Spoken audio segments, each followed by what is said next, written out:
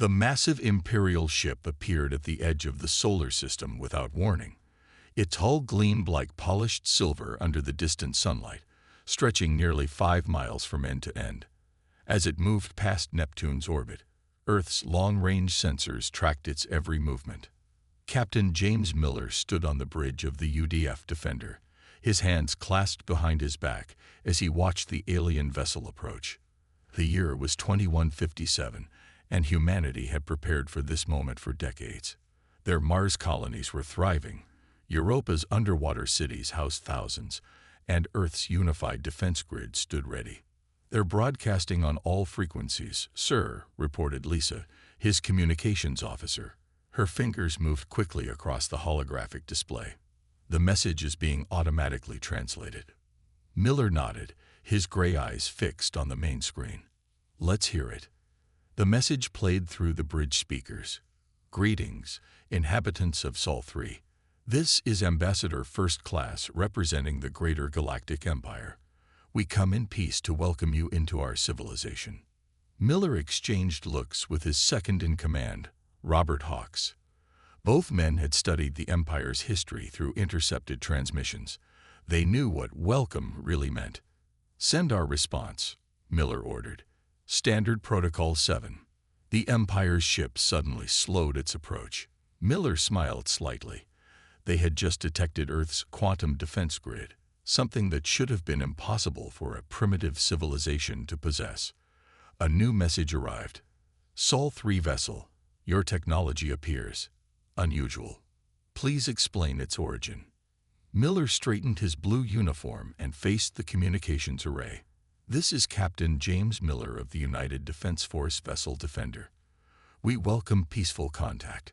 However, we must inform you that unauthorized entry into Earth's defense sphere will be considered an act of aggression." The Imperial ship came to a complete stop. For several minutes, no response came. Miller used this time to check the tactical display. 12 more UDF ships had quietly moved into position, hidden by their stealth fields. The Mars defense platform was fully operational, its quantum cannons ready but not armed. Finally, the Empire responded. "Captain Miller, we request permission to send a diplomatic shuttle. We wish to discuss your civilization's achievements." "Permission granted," Miller replied. "You may send one shuttle with no more than 5 representatives. We will meet at the following coordinates." The meeting point was a space station positioned between Earth and Mars. Neutral ground that showed off humanity's space presence while keeping the visitors away from both planets. As Miller's ship escorted the Imperial shuttle, he received a private message from President Torres. "Remember, Captain, show them respect, but make it clear we won't bow to threats. Earth stands free." The Imperial representatives were humanoid but clearly alien, with bluish skin and elongated features. Their leader, who called himself Lord Regent, wore elaborate robes that shimmered with embedded technology. "Impressive facilities," the Lord Regent said, looking around the station's conference room. "We had not expected such advancement." Miller sat across from them, flanked by his diplomatic officer and chief engineer. "Earth has been spacefaring for some time now. We've established colonies, built defense systems, and developed our own path to the stars." Indeed, the Lord Regent's expression was difficult to read. Most species require guidance to achieve such feats, yet you've done this independently. "Fascinating. Humanity values its independence," Miller replied calmly. "We're happy to engage in peaceful trade and cultural exchange, but we maintain our sovereignty." The Lord Regent's fingers tapped on the table. "You seem well informed about galactic politics, Captain. Perhaps more than you should be. We believe in being prepared." Miller's voice remained pleasant but firm. "Earth may be new to galactic society, but we're not naive. We know the Empire's history with primitive worlds." The meeting lasted 3 more hours, filled with careful questions and cautious answers from both sides. When the Imperial representatives finally departed, Miller knew this was just the beginning. The Empire had expected to find another easy conquest. Instead, they'd found humanity, united, prepared, and unwilling to submit. As he watched their shuttle return to the main ship, Miller sent a message to Earth: "First contact complete." They're surprised, cautious, and probably planning their next move. But they know one thing for certain now: Earth isn't going to be an easy target. The Empire's ship departed the solar system that same day, moving faster than it had arrived. Humanity's message had been delivered without a single shot fired. Earth was not to be trifled with. 3 days after the first contact, Earth's Global Council gathered in the underground chambers of New Geneva. The massive circular room hummed with tension as representatives from every major region on Earth waited for the emergency session to begin. President Maria Torres stood at the central podium, her white hair contrasting sharply with her dark suit. The bags under her eyes showed she hadn't slept much since the Empire's arrival. On the main screen behind her, a message from the Empire blinked steadily. "The Empire has made their position clear," she announced, her voice echoing through the chamber. "They demand Earth joins their federation within 30 days, or they will take necessary measures to ensure compliance." The room erupted in angry murmurs. Tom Walker, Chief of Intelligence, stepped forward next. He was a plain-looking man in a simple gray suit, the kind of person you'd never notice in a crowd. That was exactly why he was so good at his job. "For the past 8 months, Walker said, pressing a button on his tablet, "we've been intercepting and decoding Imperial communications. What we've found isn't pretty." The main screen filled with images and video clips. They showed Empire ships attacking peaceful worlds, forcing them into submission. Other scenes displayed alien species working in what looked like slave conditions, mining resources for Imperial ships. "They call it integration," Walker continued, his voice hard. "We call it conquest. Any world that refuses to join them faces military action. Those that surrender become little more than resource farms for the Empire." President Torres raised her hand for silence as the council members began shouting. "We knew this day would come. That's why we've spent the last 50 years preparing." "Mr. Walker, show them Project Guardian." Walker nodded and changed the display. A complex network of satellites and defense platforms appeared, surrounding Earth, Mars, and key points throughout the solar system. "The Empire thinks they detected our full defense grid," Walker explained. "They only saw what we wanted them to see. This is our real defensive capability." The display zoomed in on one of the platforms.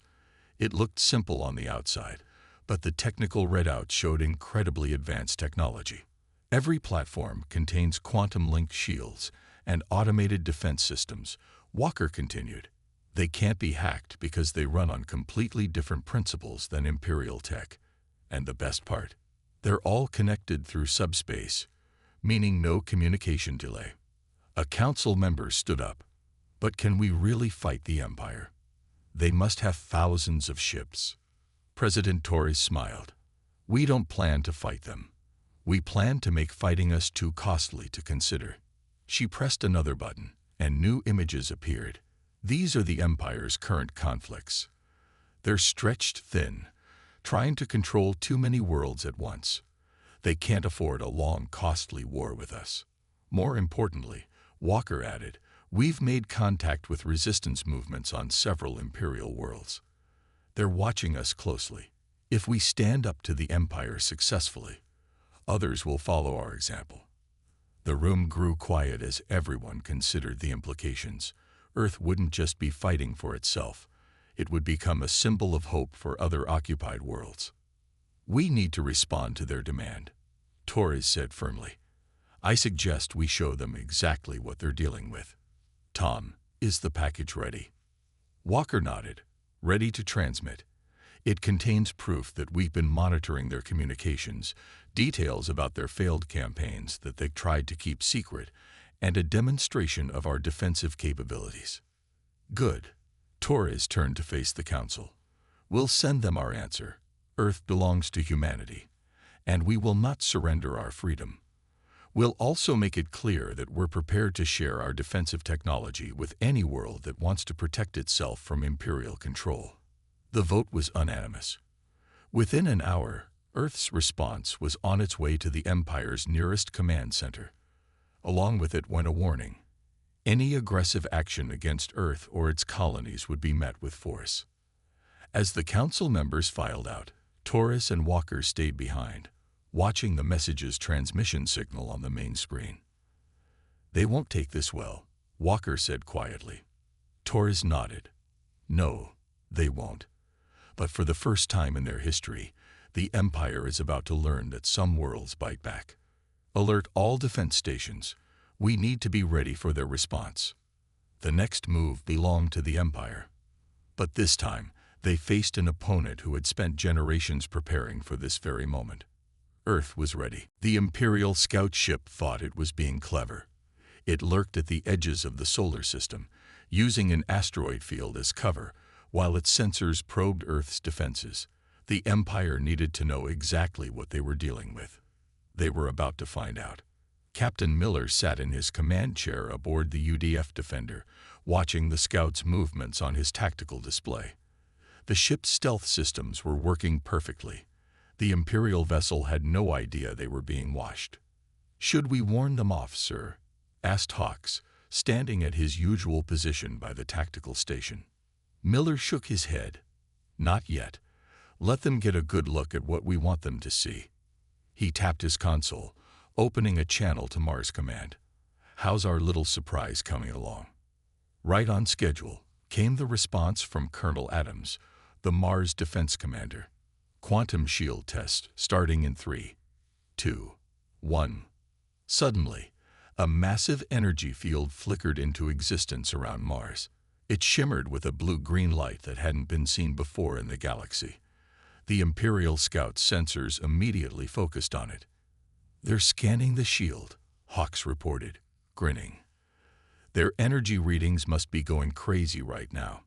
The quantum shield was humanity's greatest defensive achievement.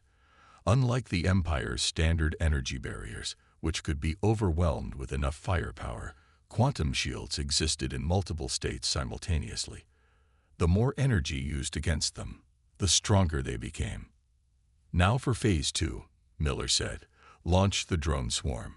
From hidden bays across Mars' surface, thousands of small, autonomous drones rose into orbit. Each one was barely larger than a human hand, but together they formed a defensive network more advanced than anything the Empire had encountered.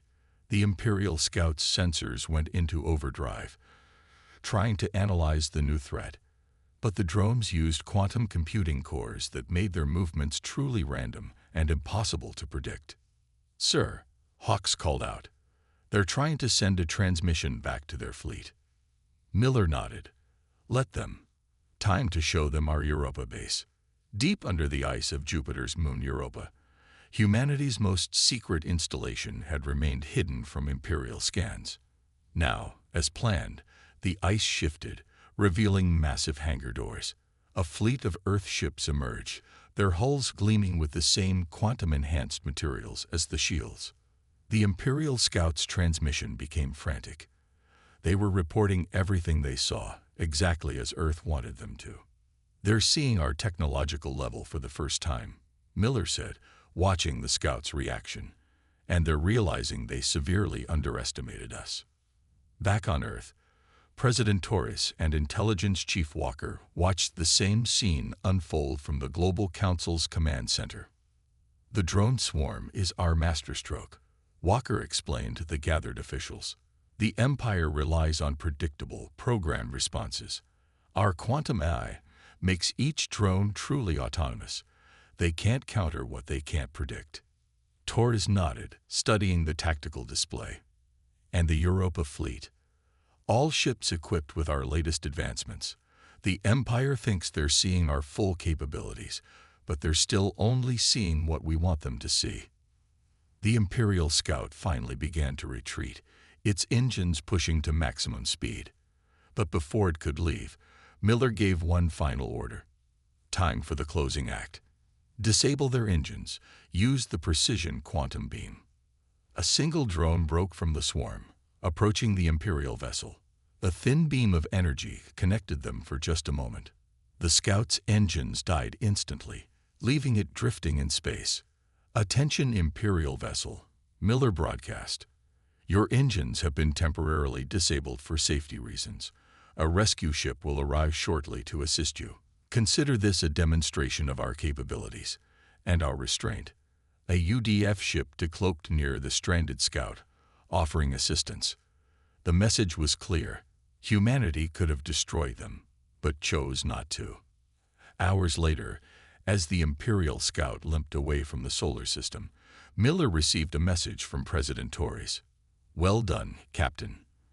The Empire just learned that humanity's advancement isn't just in our weapons or shields. It's in how we choose to use them." The Empire had come expecting to find another primitive civilization. Instead, they found humanity at its finest, advanced, prepared, and showing power through mercy. The next move would be theirs, but now they knew. Earth wasn't just ready for them. Earth was beyond them. The Empire's response came exactly as Earth's intelligence predicted. A fleet of 30 warships appeared at the edge of the solar system, their weapons already charged. They moved in an arrow formation, heading straight for Mars. "Right on schedule," Intelligence Chief Walker said, standing in Earth's central command. The massive underground chamber buzzed with activity as personnel tracked the incoming threat. President Torres watched the tactical display with calm eyes. "Are all civilians in the shelters?" "Mars' population is secure," Colonel Adams reported from his command post on the Red Planet. "The underground cities are sealed and shielded. Let them try their worst." The Imperial Fleet's commander broadcast his message across all frequencies. "This is High Admiral of the Imperial Fleet. You have refused the Empire's generous offer. Now you will learn the price of defiance. Surrender now or face destruction." President Torres nodded to her communications officer. "Send our response." Captain Miller's voice came through the speakers as the UDF Defender decloaked directly in front of the Imperial Fleet. "This is Captain James Miller of the United Defense Force. You are entering protected space. Any hostile action will be met with appropriate force. This is your only warning." The Imperial ships launched their first volley, a massive barrage of energy weapons and missiles that lit up space like a new sun. The Empire expected to overwhelm Earth's defenses through sheer firepower. They were wrong. The quantum defense grid activated. Thousands of satellites and platforms that had remained hidden now revealed themselves, creating overlapping fields of defensive energy. The Imperial weapons hit these fields and simply vanished. Quantum absorption at 90% efficiency, Hawks reported from the Defender's tactical station. "Their attacks are actually making our shields stronger." The Imperial Fleet launched a second wave, this time targeting what they thought were gaps in the defense grid. But Earth's AI defense systems were already 3 steps ahead. The drone swarm emerged from its hiding places among the asteroids, moving in patterns that no organic mind could predict. Each drone was small, but they carried quantum disruptors, weapons that could temporarily shut down any technology they hit. "First wave of drones engaging," Walker announced, watching the tactical display. "Targeting their weapon systems only." The drones darted between the Imperial ships like a swarm of angry insects. Wherever they touched, weapon systems went dark. The Empire's mighty warships found themselves being systematically disarmed without a single shot fired. "They're launching fighters," Hawks called out. "Over 200 small craft incoming." Miller smiled slightly. "Show them our fighters." From behind Mars, Earth's autonomous fighter squadrons appeared. Unlike the Empire's pilots, these fighters were controlled by quantum AIs, able to react and adapt faster than any organic pilot could think. The space around Mars erupted in a dance of light and shadow as Earth's fighters engaged the Imperial squadrons. It wasn't even close to a fair fight. Within minutes, half the Imperial fighters had been disabled, their pilots ejecting into space where Earth's rescue ships waited to pick them up. "Imperial flagship is powering up its main gun," Hawks reported urgently. "Energy readings are off the scale." The Imperial flagship's main cannon fired, sending a beam of destructive energy straight at Mars. For a moment, It looked like the planet itself would be torn apart. But the quantum shields held. Not only held, they absorbed the massive energy attack and redirected it through the defense grid, strengthening every shield in the system. "Send the footage," Torres ordered. "Let every world in the Empire see what just happened here." The Imperial fleet hung in space, their most powerful weapons useless against Earth's defenses. Their fighters were disabled, their crews being rescued by the very people they had come to conquer. "Your attack has failed," Miller broadcast to the Imperial flagship. "Your crews are safe and will be returned to you. Leave our space and tell your leaders what you witnessed here. Earth doesn't want war, but we will not be conquered." The Imperial fleet retreated, leaving behind their damaged fighters and shaken pride. As they limped away, messages were already spreading across the galaxy. Earth had stood against the Empire's might and emerged untouched. In the command center, Torres turned to Walker. "They'll be back." Walker nodded. "Yes, but next time they'll think twice about underestimating us." The first battle was over.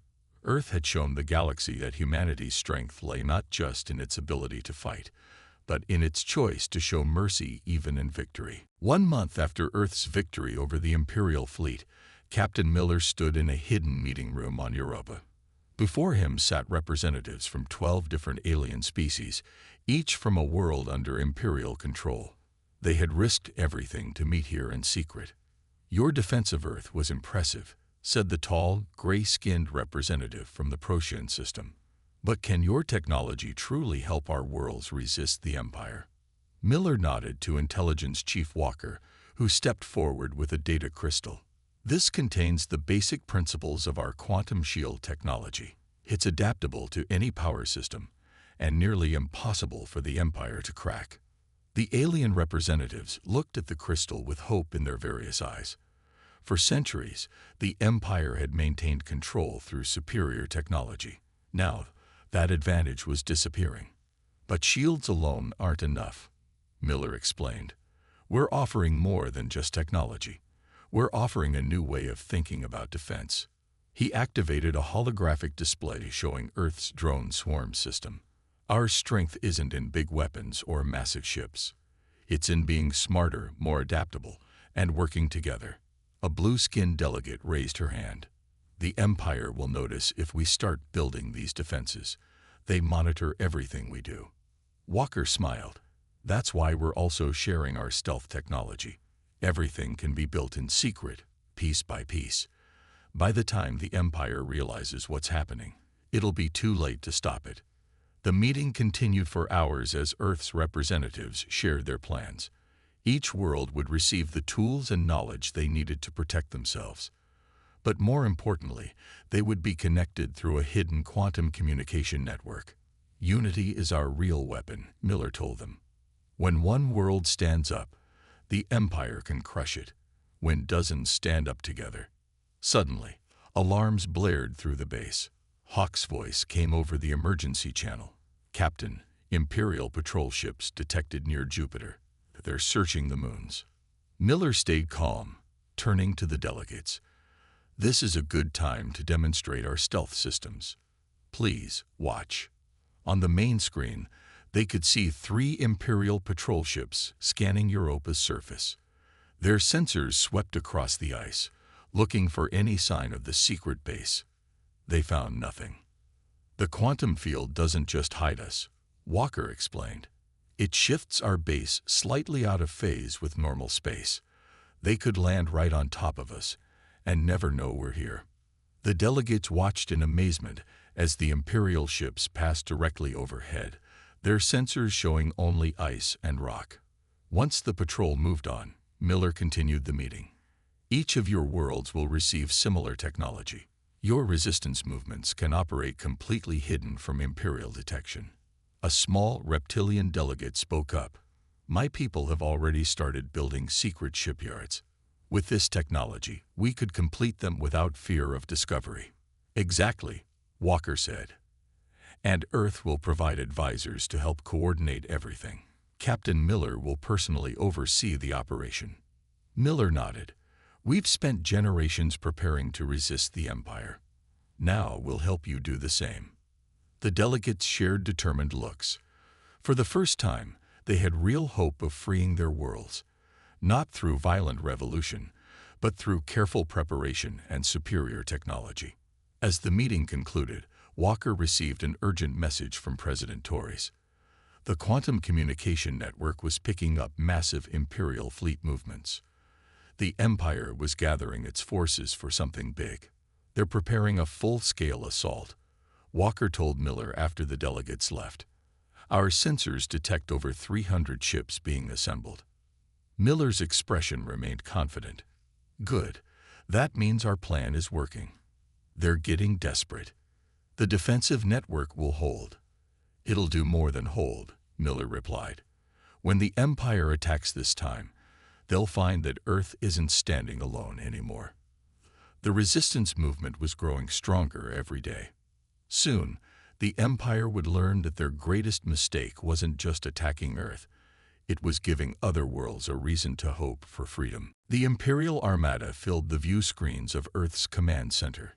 350 warships had emerged from hyperspace, forming a massive wall of destruction that stretched across the solar system. This wasn't just an attack force. It was the largest fleet the Empire had ever assembled. President Torres stood calmly before the Global Council. "They've committed nearly 40% of their total fleet strength to this assault, just as we predicted they would. All civilian centers are secured," Walker reported, monitoring feeds from across the solar system. "Mars and Europa populations are in deep shelters. Earth's underground cities are sealed." The Imperial Supreme Commander's hologram appeared in the center of the room. His voice boomed with artificial authority. "This is your final chance. Surrender now, or we will reduce your civilization to ash. You have 1 hour to decide." Torres looked at Captain Miller's image on the command screen. He was aboard the UDF Defender, positioned just behind Mars. "Captain, is everything ready?" Miller nodded. "The quantum web is fully charged. All allies are in position and awaiting the signal." "Then let's not wait an hour." Torres stepped forward, addressing the Imperial commander. "This is President Torres of Earth. We reject your demand. But before you attack, let me show you something we call the quantum web." She nodded to Walker, who pressed a series of commands on his console. Across the solar system, thousands of quantum nodes activated simultaneously. Lines of pure energy connected them, forming a vast network that encompassed the entire Imperial fleet. "What is this?" the Imperial commander demanded, his confidence wavering for the first time. "The next step in defensive technology," Torres explained. "A system that turns an attacker's own energy against them. The more power you use, the stronger it becomes." The Imperial fleet opened fire. Every ship launched its full arsenal, sending a wall of destructive energy toward Earth and its colonies. The quantum web lit up like a newborn star. But instead of destroying anything, the massive energy attack was caught in the web of quantum fields. The energy flowed through the network, creating a dazzling display of light and power. "Energy absorption at 100%, Hawks reported from the Defender. "The web is converting their attack into pure defensive power." The Imperial ships fired again and again, emptying their weapon banks into the web. Each shot only made the defensive barrier stronger. Their most powerful weapons had become useless. Then came the second phase of Earth's plan. Across the galaxy, on dozens of Imperial-controlled worlds, quantum shields suddenly activated. The resistance movements that Earth had been supporting revealed themselves all at once.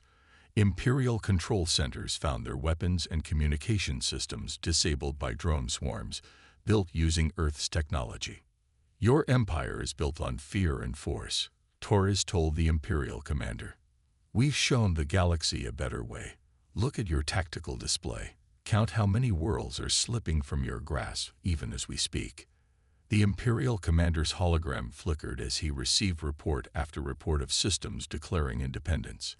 His mighty fleet hung helpless in space, unable to even damage Earth's defenses. "This is impossible," he whispered. No single world could do this. You're right, Miller said, his ship decloaking near the Imperial flagship. We didn't do it alone. We did it by helping others stand up to you, by showing them they don't have to live in fear. Torres stepped forward again.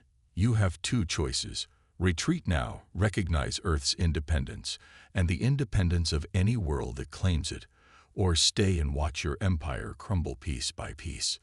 The Imperial fleet hung in space for several tense minutes. Their weapons were drained, their tactics had failed, and their empire was falling apart around them. Finally, the Imperial commander spoke. We withdraw. But this isn't over. No, Torres agreed as the fleet began to retreat. This is just the beginning of a new age in the galaxy, one where freedom can't be crushed by force. As the Imperial ships disappeared into hyperspace, cheers erupted in command centers across Earth and her allies. The Empire's greatest fleet had been defeated without a single shot fired in return. Humanity had proven that the strongest defense comes not from destruction, but from turning an enemy's power against itself. 6 months after the Empire's failed assault, representatives from over 50 worlds gathered in the Grand Meeting Hall of humanity's new space station. Named Unity, the station orbited Earth as a symbol of cooperation between free civilizations. Captain Miller stood at attention as President Torres addressed the gathered delegates. The hall was filled with beings of all shapes and sizes, each representing a world that had broken free from Imperial control. Today marks the beginning of a new era, Torres said, her voice carrying across the chamber. The Free Worlds Alliance is no longer just a dream. It is reality. On massive screens around the hall, live feeds showed celebrations on dozens of worlds. Former Imperial colonies, now independent, cheered their freedom. The Empire's grip on the galaxy had been broken not by war, but by unity and superior technology. Intelligence Chief Walker stood at his usual position near the main display. The Empire has withdrawn from 37 systems in the past month alone, he reported. Their control is crumbling faster than they can maintain it. The Imperial representative, no longer wearing the elaborate robes of conquest but simple diplomatic attire, stepped forward. The Empire recognizes the sovereignty of Earth and all members of the Free Worlds Alliance, he announced. We seek peaceful relations and open trade. Miller exchanged knowing looks with Hawks. They had achieved victory without destroying the Empire, something that would have only led to more conflict and suffering. The Alliance accepts peace with the Empire, Torres replied. But know this, any aggression against free worlds will be met with unified resistance. The days of conquest are over. The gray-skinned delegate from Procyon, who had attended the first secret resistance meeting on Europa, stood up. My world was among the first to receive Earth's help. Now we offer the same to others. The Alliance grows stronger every day. One by one, representatives shared stories of how their worlds had achieved independence. Some had used the quantum shields and drone swarms provided by Earth. Others had simply needed the courage to stand up, knowing they weren't alone. But our work isn't finished, Miller addressed the gathering. Across the galaxy, worlds still live under oppression. The Alliance will help any civilization that seeks freedom. The blue-skinned delegate, who had once feared Imperial detection, now spoke confidently. We've already begun sharing Earth's defensive technology with other worlds. The quantum communication network spans half the galaxy. Walker activated a holographic display showing the spread of Alliance influence. What began as Earth's defense has become a revolution in how civilizations protect themselves. Force is no longer the strongest power in the galaxy. Unity is. Torres signed the official declaration creating the Free Worlds Alliance. Each delegate added their signature, representing billions of beings who would never again live under Imperial rule. Earth's greatest achievement wasn't our technology, Torres told them. It was showing the galaxy that resistance is possible, that freedom can be protected without becoming oppressors ourselves. As the ceremony concluded, Miller stood with Hawks on Unity's observation deck, watching Earth rotate slowly below them. Did you ever think we'd end up here? Hawks asked. When we first met that Imperial ship, Miller smiled. Earth spent generations preparing to defend itself. But in helping others do the same, we found something greater than mere defense. We found our place in the galaxy. The station's quantum shields shimmed with a subtle blue light, a constant reminder of how far humanity had come. But it wasn't the technology that had changed the galaxy. It was the idea that worlds could stand together against oppression. President Torres joined them on the deck. The Empire's envoy just left. They're already asking about trade agreements and cultural exchange. Amazing how reasonable they became once they couldn't bully anyone, Hawks remarked. That's the true victory, Miller said. We didn't just defend Earth. We showed the galaxy a better way forward. As night fell over Earth, lights could be seen spanning the globe. Similar lights shone on countless worlds across the galaxy. Free worlds, standing together, ready to defend each other. The age of empire had ended. The age of unity had begun.